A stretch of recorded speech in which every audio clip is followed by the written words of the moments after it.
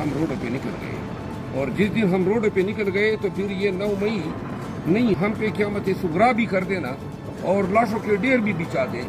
خدا کی قسم یہ اب پاکستان کو تباہ کرنے پر تلے ہوئے ہیں۔ ہم نے پاکستان کی سالمیت کے لیے، پاکستان کی مستقبل کے لیے، جمہوری حقوق کے لیے اپنا مینڈیٹ واپس نکلوانے کے لیے سر پہ کفن باندھ کے نکلیں گے روڈوں پہ، اور ایسے نکلیں گے کہ ان کی کوئی جبر، کوئی ظلم، کوئی لاٹھی گولی ہمیں روک نہیں سکے گی۔ پھر ہمارے دھرنے بھی ہوں گے پورے پاکستان میں، ہمارا احتجاج بھی ہوگا۔